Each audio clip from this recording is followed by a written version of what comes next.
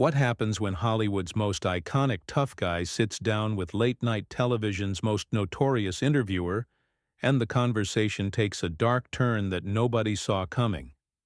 What you're about to hear is the complete breakdown of one of the most explosive celebrity interviews ever recorded, a confrontation so intense that it ended with security forcibly removing a legend from the studio. Sylvester Stallone walked onto the Late Show set that Tuesday evening expecting the usual promotional routine. His new film was dropping in theaters nationwide, and his publicist had assured him this would be a straightforward interview. Standard questions about his latest project, maybe some nostalgic references to Rocky and Rambo, the kind of softball conversation that keeps everyone happy and sells movie tickets. But Stephen Colbert had other plans entirely. The audience applauded. As Stallone settled into the guest chair, his signature confident smile lighting up the studio, the cameras rolled, and Colbert launched into what seemed like typical late-night banter. "Sylvester Stallone, welcome to the show," Colbert said, his trademark grin stretching across his face. "You know, I was thinking before you came out here about how you've made a career out of playing the underdog, the guy who gets knocked down but keeps getting back up. Tell me, is that just acting, or do you actually know what it feels like to get knocked down in real life?" Stallone chuckled, clearly expecting this kind of setup. "Well, Stephen, I think we all face challenges in life. The characters I play, they represent that fighting spirit we all have inside us. Whether it's Rocky facing Apollo Creed or Rambo dealing with impossible odds, it's about never giving up." "Right, never giving up," Colbert repeated, his tone shifting slightly. "But let's talk about giving up for a second, because I've been doing some research into your early career, and there's something interesting I discovered. Back in the 70s, before Rocky made you famous, you were pretty desperate for work, weren't you? Desperate enough to take some very questionable roles?" The studio audience sensed the change in atmosphere. Stallone's smile faltered just slightly, but he maintained his composure. "Every actor has to start somewhere, Stephen. We all take roles early in our careers that maybe we wouldn't take later on." "Oh, but this wasn't just any role, was it?" Colbert pressed, leaning forward with predatory interest. "I'm talking about your appearance in an adult film. You know, the one you made when you were allegedly broke and homeless? The Italian Stallion, wasn't that what it was called? How convenient that you later used that same nickname for your boxing character." The audience fell silent. This was not the direction anyone expected the interview to take. Stallone's jaw tightened, and his voice took on a harder edge. "That was a long time ago, Stephen. I was young, I needed money, and yes, I made some choices I'm not proud of. But I've been open about my struggles. That's part of my story. Part of what makes the success mean something." Colbert wasn't backing down. If anything, he seemed energized by Stallone's discomfort. "But see, that's what I find fascinating about Hollywood. Here you are, America's hero, the guy who taught us that anyone can make it if they just try hard enough. Rocky Balboa, the ultimate symbol of the American dream. But the man who created Rocky, well, he had to degrade himself on camera just to pay the rent. Don't you think that sends a rather different message about the American dream?" "I think you're trying to make this into something it isn't," Stallone replied, his voice growing colder. "Yes, I made mistakes. Yes, I struggled. But I used those experiences to create something meaningful, something that has inspired millions of people around the world. That's what matters." "Something meaningful?" Colbert's laugh was sharp and mocking. "Or something profitable? Because, let's be honest here, Sly. Can I call you Sly? Your entire career has been built on recycling the same character over and over again. Rocky, Rambo, even your more recent films, it's all the same formula. Tough guy with a working-class accent. Overcomes impossible odds through sheer determination and violence. How many times can you sell the same story to the American public?" The temperature in the studio seemed to drop several degrees. Stallone's hands gripped the arms of his chair, and his voice took on the dangerous quiet that anyone who had watched his films would recognize. "I think you're confusing consistency with laziness, Stephen. I've created characters that resonate with people because they represent something real, something that matters. These aren't just movies to me. They're stories about the human spirit." "The guy, human spirit," Colbert repeated mockingly. "That's rich coming from someone who made millions glorifying violence. How many people has Rocky punched in the face across 6 movies? How many has Rambo killed? You've built an empire on teaching people that the solution to every problem is to hit it harder or shoot it more effectively. Those characters fight for something bigger than themselves," Stallone shot back, his famous voice rising slightly. "Rocky fights for respect, for the chance to prove himself. Rambo fights for his brothers in arms, for the forgotten veterans. These stories have meaning, beyond the action." Colbert's smile grew wider and more predatory. "Meaning? Or marketing? Because I've looked at the box office numbers, Sly, and every time one of your franchises starts to fade, suddenly there's another sequel. Rocky Balboa in 2006, Rambo in 2008, Creed in 2015. It's like you can't let these characters die a dignified death. You keep dragging them back out whenever you need another paycheck." The accusation hung in the air like a challenge. Stallone's eyes narrowed, and for a moment, the famous actor disappeared entirely, replaced by something much more dangerous. "You know what, Stephen? I came here tonight to talk about my new film, to give your audience some entertainment. But it seems like you'd rather turn this into some kind of hit piece. What's your game here? What are you really after?" Colbert leaned back in his chair, clearly enjoying the confrontation he had orchestrated. "I'm after the truth, Sly. The truth. About what Hollywood really is, what it does to people, and what it sells to the American public. You're a perfect example of everything that's wrong with this industry." The words hit Stallone like a physical blow. His famous composure, the calm confidence that had carried him through decades of interviews, finally cracked. The man who had played some of cinema's toughest characters was being dissected on national television by a talk show host who seemed to take genuine pleasure in the destruction. "Everything that's wrong with the industry?" Stallone's voice dropped to a growl. "You want to talk about what's wrong with this industry? Let's talk about parasites like you who make a living tearing down people who actually create something. What have you ever built, Stephen? What have you ever created that meant anything to anybody?" The audience shifted uncomfortably in their seats. This had gone far beyond typical late-night television territory. Colbert's eyes lit up with malicious glee at having provoked such a response. "Oh, now we're getting somewhere," Colbert said, practically purring with satisfaction.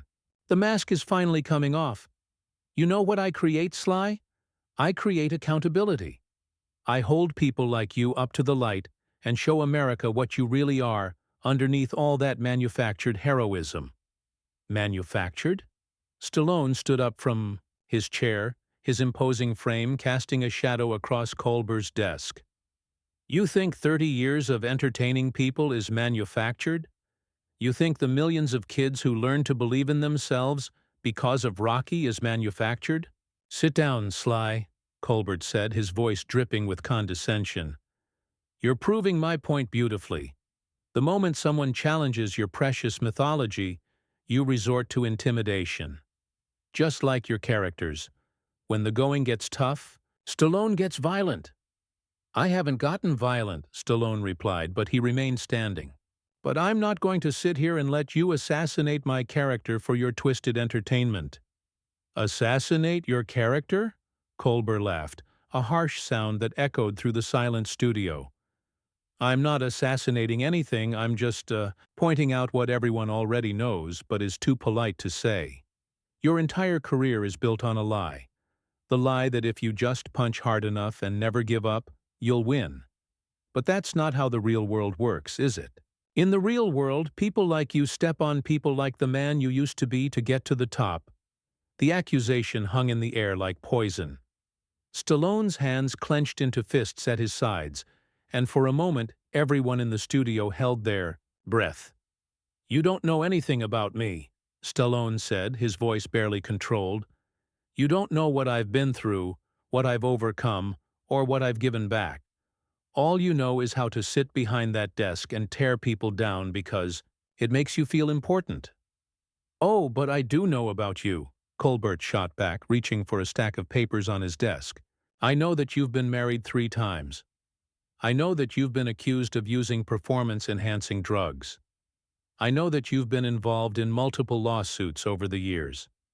I know that despite playing all these noble characters, your real life has been a series of scandals and controversies. Tell me, which Sylvester Stallone should we believe in? The hero on screen or the man behind the camera?" The personal attack was too much. Stallone's voice rose to a roar that could be heard clearly throughout the studio. "You think you can sit there and judge me?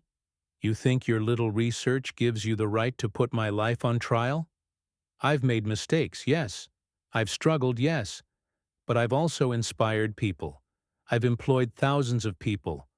I've created something that will outlast both of us. What will you be remembered for, Stephen? Making people uncomfortable on television." "I'll be remembered for telling the truth," Colbert replied coolly, clearly relishing every moment of Stallone's anger. "For not letting celebrities hide behind their public relations machines. For showing America that their heroes are just as flawed and hypocritical as everyone else." "Truth?" Stallone laughed bitterly. "You wouldn't know the truth if it punched you in the face. You've created your own little fantasy world where you get to play judge and jury, where you get to decide who deserves success and who doesn't. But the real truth is that you're jealous. You're jealous that I've actually accomplished something meaningful while you've spent your career being a professional cynic." The studio audience was completely silent now, transfixed by the spectacle unfolding before them. Camera operators zoomed in on both men's faces, capturing every nuance of the confrontation. This was television history in the making, but not the kind anyone had planned for. Colbert's smile never wavered, but his eyes grew colder. Jealous? Of what? Of someone who peaked 30 years ago and has been desperately trying to recapture that magic ever since? Of someone who has to keep making sequels because he can't create anything new? Of someone whose greatest achievement is convincing America that hitting things really hard is a solution to complex problems? "At least I've tried to create something positive," Stallone shot back. "At least I've tried to give people hope, to show them that they can overcome their circumstances. What do? You sit here night after night, spreading negativity, tearing people down, making the world a little bit darker every time you open your mouth." "I provide a reality check," Colbert replied. "Someone has to counterbalance all the false hope and empty promises that Hollywood pumps out. Someone has to remind people that the American dream isn't as simple as training really hard and having a big fight at the end. And you've appointed yourself to that role?" Stallone's voice was filled with disgust. "You've decided that it's your job to crush people's dreams and tell them that nothing they do matters?" "I've decided that it's my job to tell the truth," Colbert said, his voice rising to match Stallone's intensity. "And the truth about you, Sylvester Stallone, is that you're a relic. A dinosaur from an era when America still believed in simple solutions to complex problems. Your time is over, your message is outdated, and your continued presence in Hollywood is nothing more than a monument to nostalgia and false hope." The words hit their target with devastating precision. Stallone's face went pale, then flushed red with rage. The transformation was remarkable to witness. This icon of American cinema reduced to raw, unfiltered anger by a talk show host's calculated cruelty. "You want to know what's outdated?" Stallone's voice dropped to a dangerous whisper that somehow carried more menace than any shout. "What's outdated is thinking that tearing people down makes you relevant. What's outdated is believing that cynicism is the same thing as intelligence. What's outdated is a bitter little man who hides behind a desk because he's too cowardly to actually face the world he criticizes." For the first time since the interview began, Colbert's smile flickered. The personal nature of the attack had found its mark, but he quickly recovered, his media training kicking in. "Oh, that's rich," Colbert said, but his voice had lost some of its earlier confidence. "The man who made millions pretending to be tough is calling me cowardly? At least I don't hide behind fictional characters when I want to make a point." "Fictional characters?" Stallone took a step closer to the desk, and several audience members visibly flinched. "Those characters represent real values, real struggles, real hope.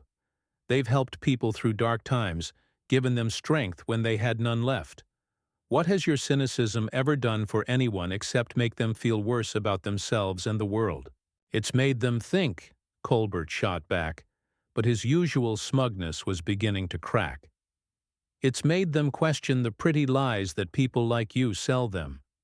It's made them realize that life isn't a Hollywood movie where everything works out if you just believe hard enough." "And what's your alternative?" Stallone demanded. "Give up? Accept that nothing matters? Embrace hopelessness? Is that your grand contribution to human discourse?" The studio had become a pressure cooker of tension. Producers in the control room were frantically discussing whether to cut to commercial, but the confrontation was too compelling, too raw to interrupt. This was the kind of television that people would be talking about for years. "My alternative," Colbert said, his voice rising as he stood up from behind his desk, "is honesty. My alternative is not lying to people about how the world actually works. My alternative is not selling them fairy tales about underdogs who overcome impossible odds through sheer determination." "Because you've never overcome anything," Stallone said, the words coming out like bullets. "You've never had to fight for anything real, never had to prove yourself against actual adversity. You've lived your entire life in a bubble of privilege and intellectual superiority, looking down on people who actually dare to dream and try." "I've worked for everything I have," Colbert snapped, his carefully maintained composure finally beginning to crumble. "I didn't get here by playing the same character over and over again. I didn't get here by selling people comforting lies about American greatness. No, you got here by being a professional pessimist," Stallone replied, "by making a career out of telling people why they should feel bad about everything they believe in, by taking the things that give people strength and turning them into jokes." The two men were now facing each other directly, the desk between them the only barrier in what had become a deeply personal confrontation. The audience could feel the electricity in the air, the sense that something unprecedented was about to happen. "You know what your real problem is, Stephen?" Stallone continued, his voice filled with contempt. "Your real problem is that deep down, you wish you could be one of those people who believes in something bigger than themselves. You wish you could have that kind of hope, that kind of faith in the possibility of redemption and triumph. But you can't. So instead you try to destroy it in everyone else." "That's enough," Colbert said, his face flushed with anger. "Security, I think we need to end this interview." "Oh no," Stallone said, stepping around the desk. "You wanted the truth, Stephen? You wanted to dig into my life and tear me apart on national television? Well, let's talk about your truth. Let's talk about a man so empty inside that the only way he can feel important is by making other people feel small." "I said that's enough," Colbert repeated, backing away from his advancing guest. "Get security in here now." "What's wrong, Stephen?" Stallone pressed, following him. "Suddenly you don't want to have this conversation anymore? Suddenly you're not interested in the truth? Because the truth is that you're everything you accuse me of being, except without the courage to actually create anything meaningful." The studio doors burst open as security guards rushed in, but Stallone wasn't finished. His voice carried across the entire studio, reaching every corner, every camera, every microphone. "You want to know what Hollywood is really about? It's about people like me who came from nothing and dared to dream big enough to create something that would outlast us. And it's about people like you who never created anything, so you spend your time trying to tear down what others have built. You're not a truth teller, Stephen. You're a destroyer, a parasite, A small man who mistakes cruelty for cleverness. "Get him out of here," Colbert shouted to the security guards, his earlier composure completely gone. "Get him out of here right now." Two large security guards approached Stallone, but he held up his hands, showing he wouldn't resist. His point had been made, his counterattack complete. "I don't need to be thrown out," Stallone said, his voice returning to its normal volume, but losing none of its intensity. "I wouldn't want to spend another second in the same room as someone who makes a living destroying hope. But before I go, let me say this to your audience." He turned to face the cameras directly, ignoring Colbert. Entirely. Don't let people like him convince you that dreaming is stupid, that trying is pointless, that believing in yourself is naive. The world has enough critics and cynics. What it needs is more people willing to fight for something better, more people willing to get back up when they get knocked down, more people willing to believe that tomorrow can be better than today. "Turn off the cameras," Colbert yelled to his crew, but they seemed frozen, transfixed by the drama unfolding before them. Stallone began walking toward the exit, escorted by security but not restrained. As he reached the studio doors, he turned back one final time. "And Stephen, the next time you want to destroy someone's character on national television, make sure you're ready for them to fight back. Because some of us learned a long time ago that the only way to deal with bullies is to stand up to them." The doors closed behind him with a resounding thud, leaving Colbert standing alone in his studio, surrounded by stunned silence and the wreckage of what was supposed to be a routine promotional interview. The cameras continued rolling, capturing his shell-shocked expression as he realized that for once he had picked a fight with someone who knew how to fight back.